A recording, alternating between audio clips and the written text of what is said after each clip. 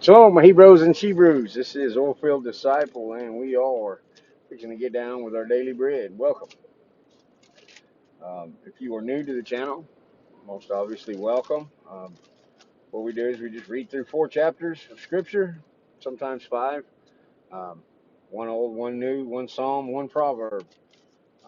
We will be starting out, or we will be continuing in Genesis chapter 37 today, uh, and then Mark chapter 7, I believe it is. Um,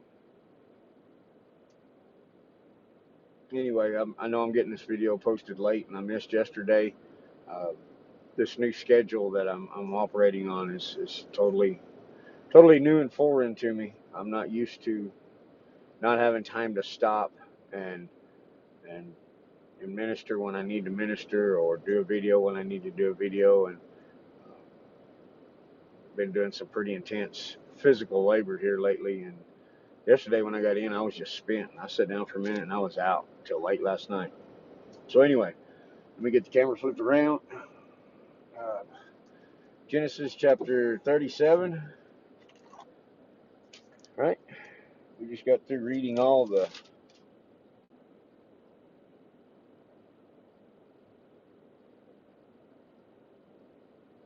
Yep.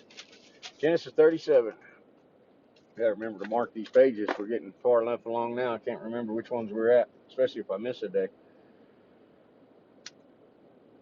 Okay. Bereshit 37.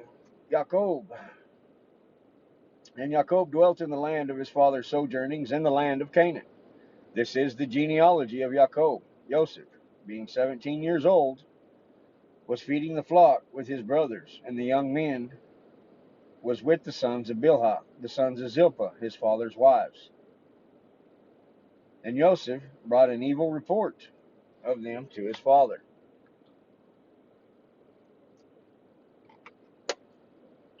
And Israel loved Joseph.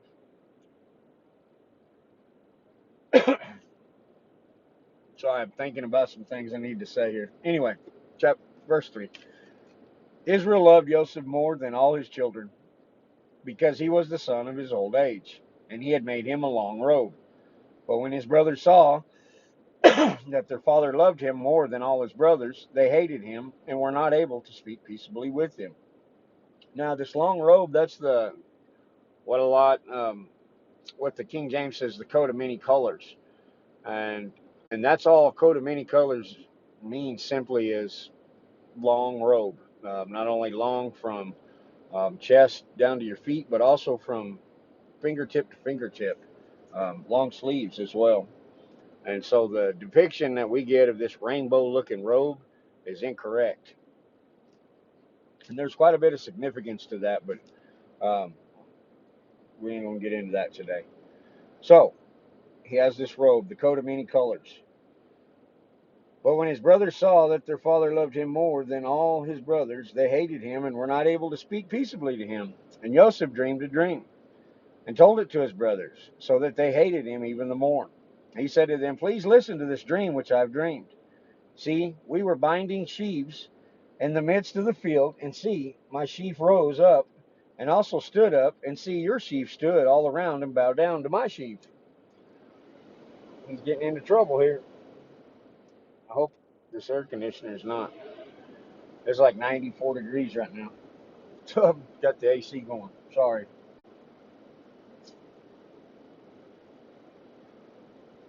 You know, some days things just flow out, and some days I struggle with even reading.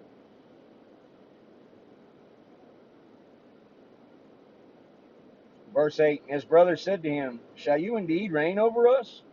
Shall you indeed rule over us?" So they hated him even the more for his dreams and for his words. It'd have been wise of Joseph here to just kept quiet about this for a time. This is what happens when we're young and we're immature, whether it be in our spirit or in our flesh, or both. And he dreamed still another dream and related it to his brothers. And he said, "See, I have dreamed another dream. And see, the sun and the moon and the 11 stars bow down to me." And he related it to his father and his brothers. And his father rebuked him and said to him, What is this dream that you have dreamed? Shall we, your mother and I, and your brothers indeed come and bow down to the earth before you? And his brothers envied him, but his father guarded the word. And his brothers went to feed their father's flocks in Shechem.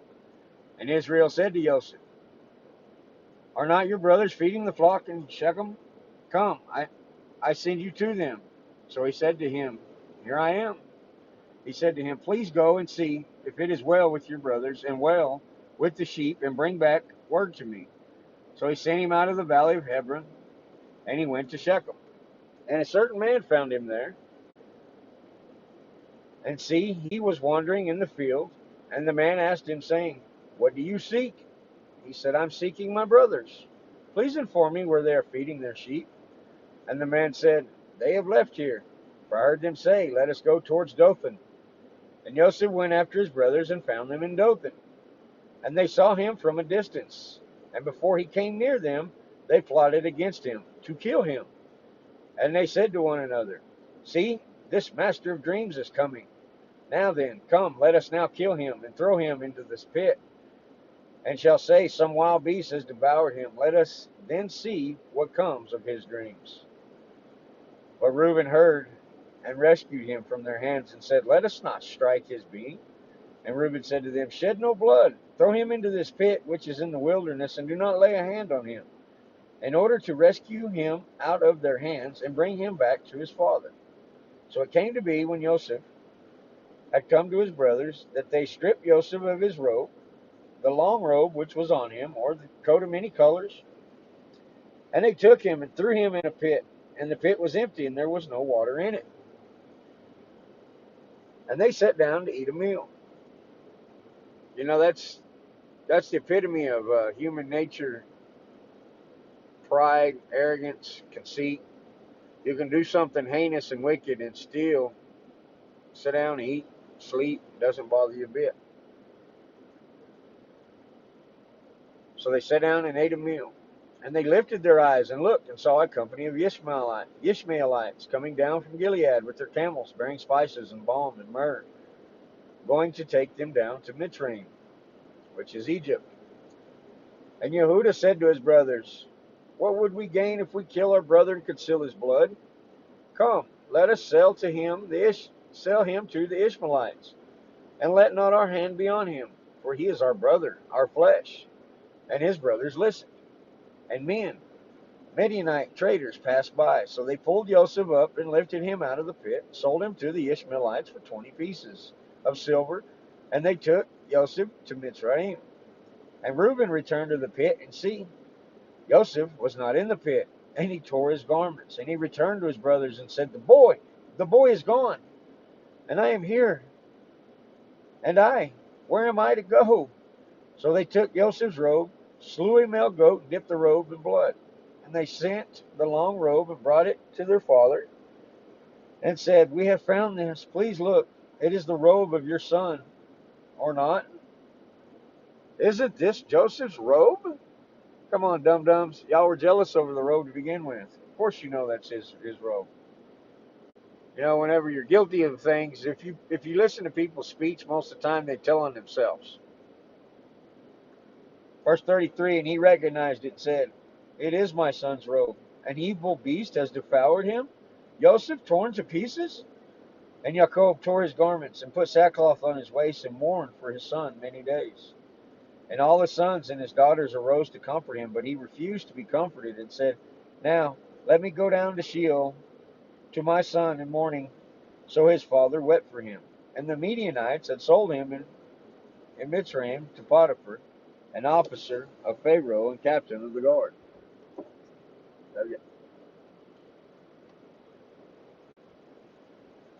You know, this account of Joseph is one of the more intriguing accounts that I find in Scripture, up until Yeshua. There's the contrast and the similarities of Joseph and our Messiah. They're just numerous. Every time I read this account of Joseph being sold into slavery and what he goes through in Egypt, all the way until his brothers are reconciled unto him, um, during the famine. I learned some, not only learned something else, but I see something else that contrasts the coming Messiah. I almost want to read on 38.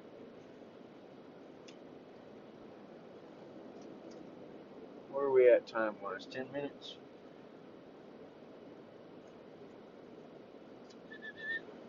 I'm contemplating. I haven't went nowhere. Hang on. Since we did miss yesterday, now I don't recommend, or I don't suggest that if you miss a day, you try to double up, catch up. But since we're at where we're at, let's go ahead and read 38 in Bereshit, Genesis 38. And at that time it came to be that Yehudah left his brothers and turned aside to a man, an Adulamite, whose name was Hira. And Yehudah saw there a daughter of a certain Canaanite, whose name was Shua. And he took her and went into her. And she conceived and bore a son, and she called his name And she conceived again and bore a son, and called his name Onan. And she conceived yet again and bore a son, and called his name Shelah. And he was at Kezib when she bore him. And Yehudah took a wife for his firstborn, and her name was Tamar. But Yehudah's firstborn, was evil in the eyes of Yahweh, and Yahweh took his life. And Yehudah said to Onan, go in to your brother's wife and marry her, and raise up an heir to your brother. And Onan knew that the offspring would not be his. And it came to be, when he went into his brother's wife, that he spilt on the ground, lest he should give an offspring to his brother. But what he did displeased Yahweh, so he took his life too.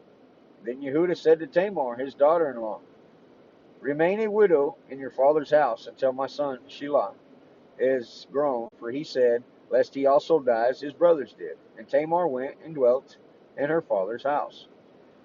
And after a long time, the daughter of Shua, Yehudah's wife, died, and Yehudah was comforted, and went up to his sheep shearers at Timnah, he and his friend Hira the Adulamite. And it was reported to Tamar, saying, see, your father-in-law is going up to Timnah to shear his sheep. And she took off her widow's garments, and covered herself in a veil, and wrapped herself, and sat at the entrance to Enaim, or also the place of two fountains, is what Enaim means, which was on the way to Timnah. For she saw that Shelah was grown, and she was not given to him as wife. And Yehudah saw her, and reckoned her for a whore, for she had covered her face, and he turned aside to her by the way. Uh-oh, the hanky-panky going on here.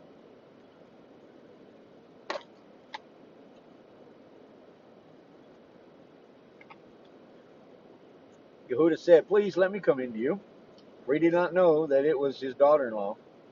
Then she said, what do you give me to come into me? He said, let me send you a young goat from the flock. She said, do you give me a pledge until you send it? So he said, what pledge should I give you? And she said, your seal, and your cord, and your staff that is in your hand. And he gave them to her, and went in to her, and she conceived by him. A little bit of trickery going on here. Now the seal is that signet ring that uh, men of prominence would wear.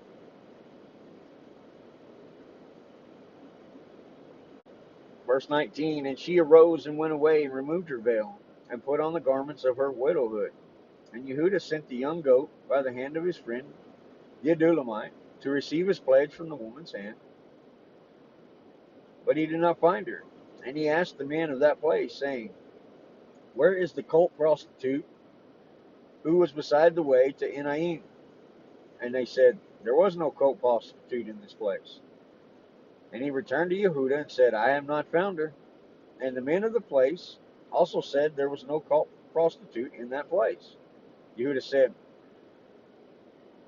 let her take them for herself, lest we become despised. For I sent this young goat, and you have not found her. That's pretty serious stuff because he made a vow to her. He not only did that, he gave basically a written contract that his name's fixing to be slandered if his servant doesn't go find, or his friend here doesn't go find this woman. And so that's unlike us here in this culture. Judah's word's pretty important to him.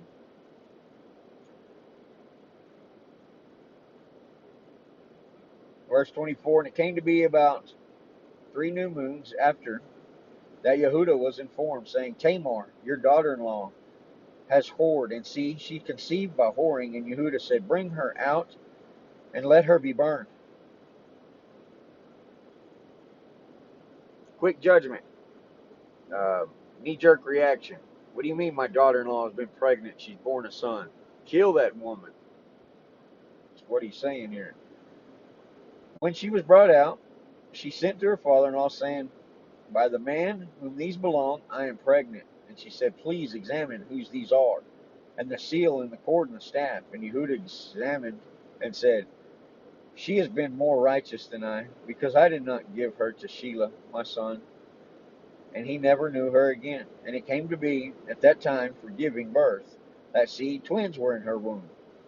And it came to be, when she was giving birth, that the one put out his hand, and the midwife took a scarlet thread and bound it on his hand, saying, this one came out first. It came to be, as he drew back his hand, that see, his brother came. And she said, how did you break through? This breach be upon you.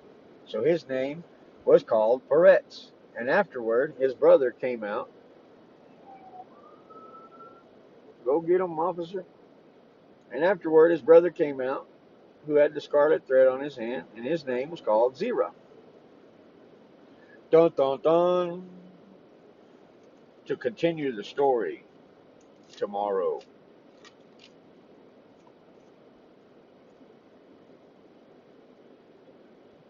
If you just examine that in that account in the middle of Joseph, we go from reading Joseph in his dream and being sold into slavery to boom, out of nowhere, Judah or Yehuda has his deal here, and then we'll get back into Joseph um, on the next chapter. It has a lot to do with God's fullness and his plan with the not only the 12 tribes of Israel, but today's followers of the grafted in, those who are grafted in into the tree of the house of Israel. There's a whole lot of foreshadowing going on there. And I urge you to go and search it out. Maybe for too long, and like again, there's so much studies that we can do. So, on to Psalms. Where did we get to the other day?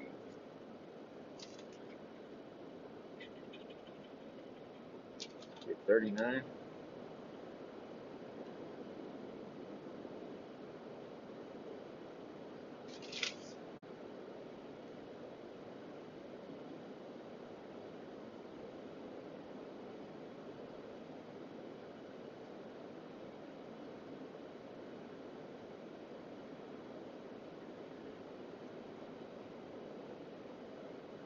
I'm going to say Psalms 39. I did not write down where we was at.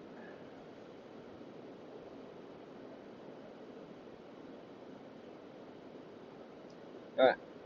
Tehillim 39:1 says, I have said, let me guard my ways against sinning with my tongue. Let me guard my mouth with a muzzle, while the wrongdoer is before me. I become dumb, keeping still. I was silent from good, and my pain was stirred. My heart was hot within me. While I was meditating, the fire burned. Then I spoke with my tongue. Yahweh, let me know my end, and the measure of my days. What it is, let me know how short-lived I am. See, you have made my days as handbreadths, and my lifetime is as non-existence before you. Only all men standing are all breath. Selah.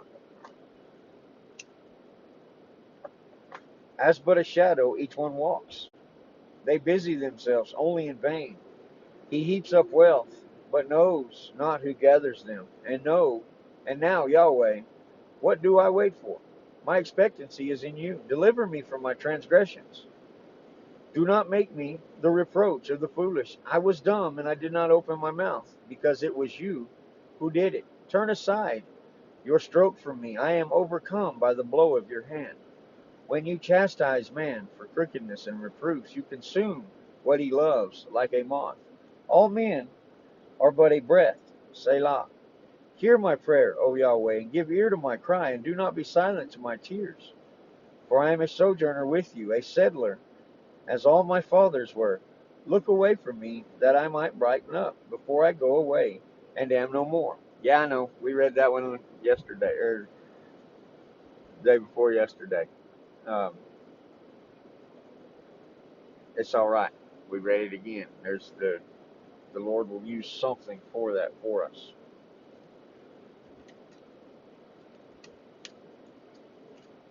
Let's move to Proverbs 36. Or Proverbs 36. There's no Proverbs 36, silly. Proverbs 6.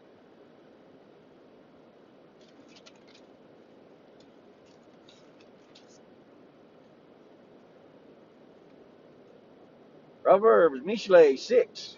Verse 1 says, My son, if you have become guarantor for your friend, have shaken hands in pledge for a stranger. Here we go. We're going to kind of correlate with what we just read um, in 38 of Genesis. That pledge of giving your oath, giving your word. Verse 2, have been snared by the words of your own mouth, have been caught by the words of your mouth. Do this at once, my son, and deliver yourself.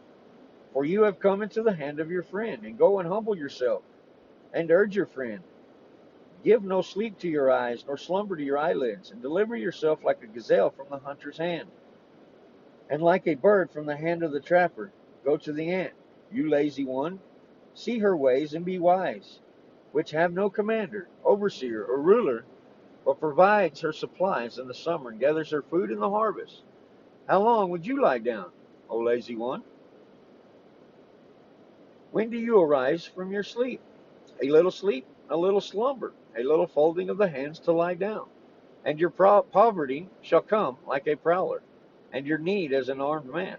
A man of Belial, a wicked man, walks with a perverse mouth, winks with his eyes and shuffles his feet, points with his fingers. Perverseness is in his heart, plotting evil at all times. He sends out strife, therefore his calamity comes suddenly.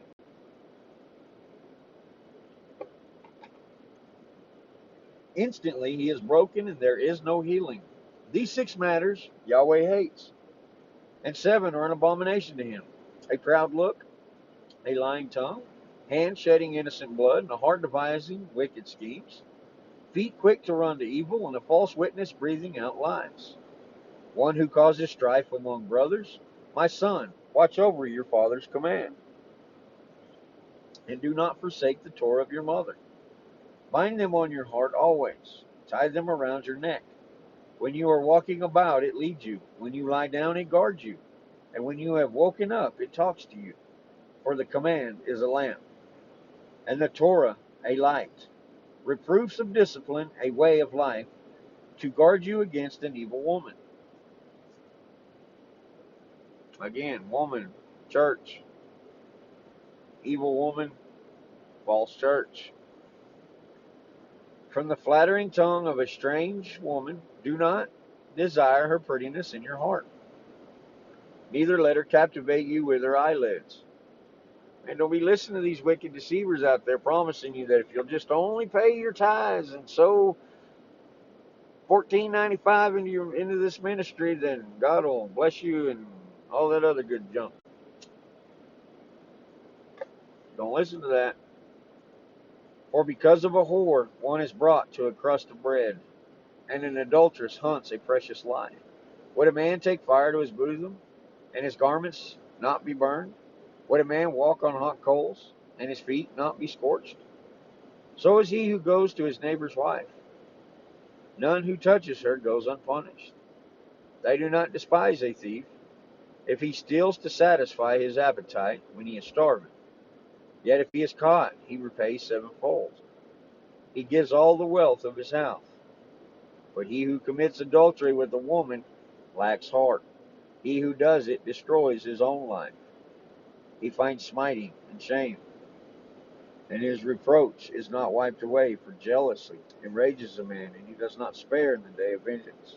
He does not regard any ransom, nor accept your bribe, however great.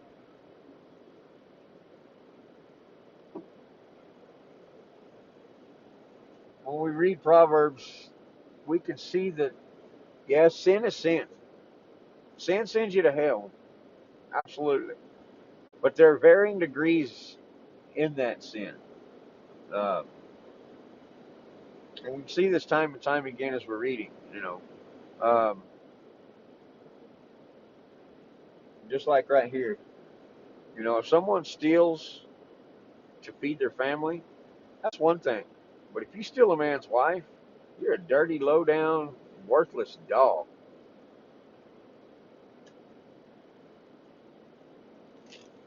Okay, Marcos.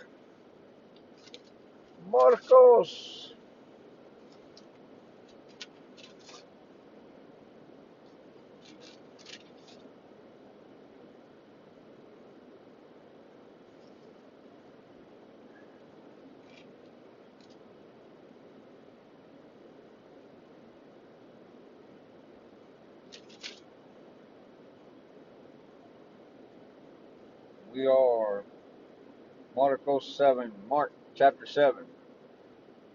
And the Pharisees and some of the scribes assembled to him, having come from Jerusalem, and seeing some of his taught ones eat bread. No, we done read 7.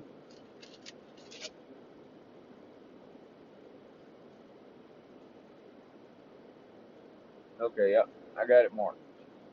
I marked it marked.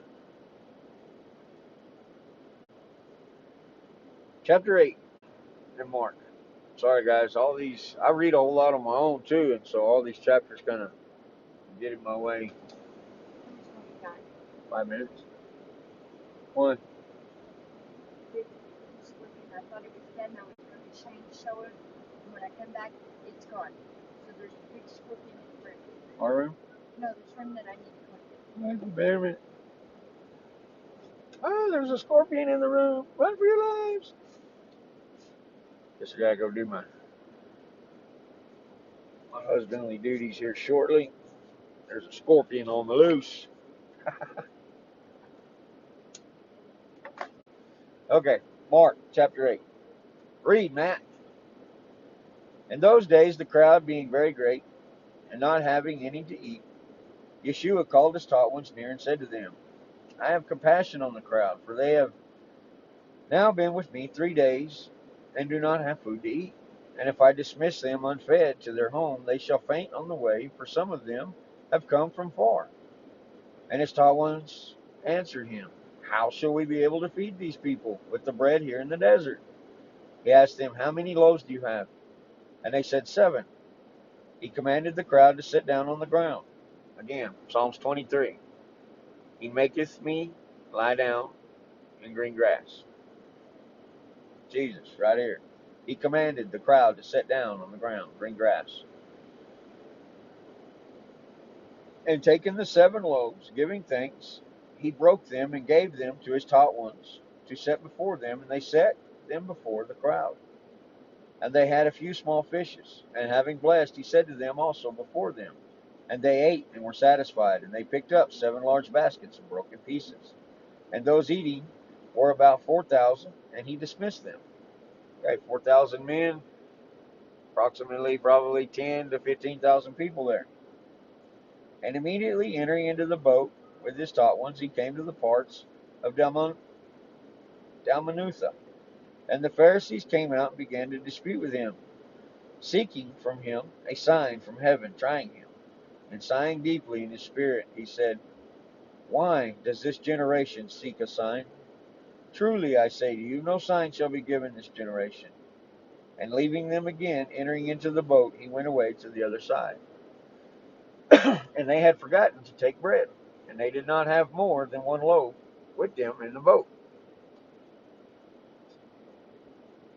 And Jesus was warning them, saying, Mind, beware of the leaven of the Pharisees, and of the leaven of Herodias. And they were reasoning one of another, saying, It's because we forgot the bread. See, we're always worried about other things and what Jesus actually is really wanting us to understand. Just like the disciples, we do the same thing today. And Jesus, being aware of it, said to them, Why do you reason among? Why do you reason because you have no bread? Do you not yet perceive nor understand? Is your heart still hardened? Having eyes, do you not see? And having ears, do you not hear? And do you not remember? When I broke the 5 loaves for the 5,000, how many baskets filled with broken pieces did they pick up? And they said to him, 12. And when I broke the 7 for the 4,000, how many large baskets filled with broken pieces did you pick up? 7. And he said to them, How do you not understand this? He became And he came to Bethsaida, and they brought a blind man to him and begged him to touch him. Now, before we go on there, you know, when you're tripping out and you're worried about things and someone brings the obvious up to you, it's like that light bulb goes off in your head and you're just like, Now that you mention it, I am being kind of quite foolish here. All right, so they brought the blind man to him. And taking the blind man by the hand, he led him out of the village, and having spit in his eyes, laying hands on him, he asked him, Do you see at all? He looked up and said, I see men like trees walking. Then he placed his hand on his eyes again and made him look up, and he was restored and saw all clearly. And he sent him away to his home, saying, Do not go to the village. And Yeshua and his taught ones went out to the villages of Caesarea Philippi. And on the way he asked his taught ones, saying to them, Who do men say I am? They said, John the Immerser, and others, Elijah, but others, one of the prophets. And he asked them, And you? Who do you say I am? And Peter answered, said to him, You are the Messiah. And he warned them that they should speak to no one about him. And he began to teach them that the Son of Adam has to suffer much, be rejected by the elders and chief priests and scribes, and be killed, and after 3 days rise again. And he was speaking about this openly. Then Kepha, or Peter, taking him aside, began to rebuke him. And turning around and seeing his taught ones, he rebuked Peter, saying, Get behind me, Satan, for your thoughts are not those of Elohim, but those of men. And calling near the crowd with his taught ones, he said to them, Whoever desires to come after me, let him deny himself, take up his cross, and follow me. For whoever desires to save his life shall lose it. But whoever loses his life for the sake of me and the good news, he shall save it. For what shall it profit a man if he gain the whole world, yet lose his own life? Or what shall a man give in exchange for his life? For whoever is ashamed of me and my words, and this adulterous and sinning generation, of him the Son of Adam also shall be ashamed, when he comes to the glory and honor of his Father, with the set apart messengers, the holy angels. All right. Thank you guys for coming along with me for another Daily Bread reading. Thank you guys for those who diligently follow me. I do my best to get a video out every day. Like I said, this new schedule's kind of got me thrown off, and I used to allow things like that to just really work me up. Yahweh has a plan and a purpose for all things, and that's no excuse for us to be lazy, not look things up on our own, yada yada yada. Um, but I do believe that, and I've seen it time and time again, when I miss reading a scripture within a couple of days or somewhere down the road, it'll come to play that I'll need that exact scripture for that exact issue that I'm dealing with. And for each of us, it should be about, I'm sure will happen the same way. Um, so, with that said, let me flip the camera back around here.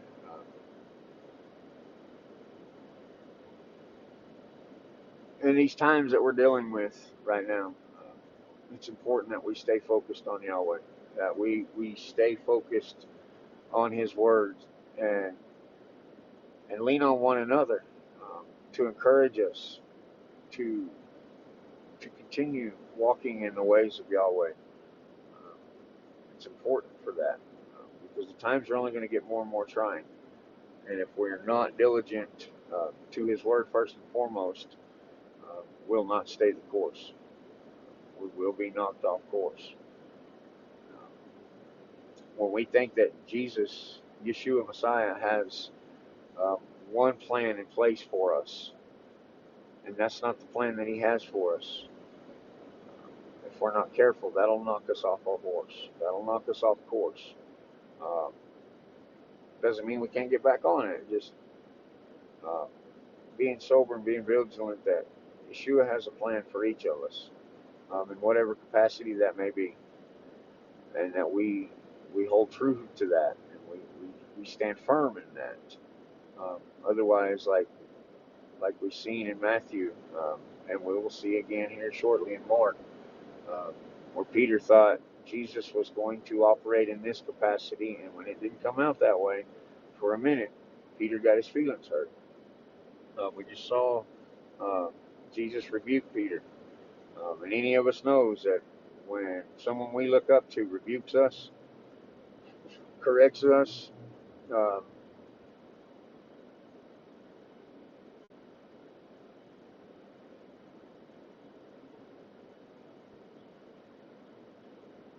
it not only hurts us, but it angers us.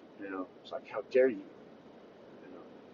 Um, and so as I read different accounts like this with Peter, um, Peter being a guy that's, he's pretty hands-on, he's, straightforward, he's ready to rock and roll, and when he gets cut down a notch, it hits him in the heart. Um, and those little things can lead us off course if we're not careful, if we're not focused on the prize. And so y'all be diligent. Go look up um, anything I say, anything anybody else says. If somebody says, trust me, be very leery of that. So, anyway, before I get carried on there, y'all be blessed, be encouraged, and always be frustrated. This is Oilfield Disciple, and I will catch you on the next ride.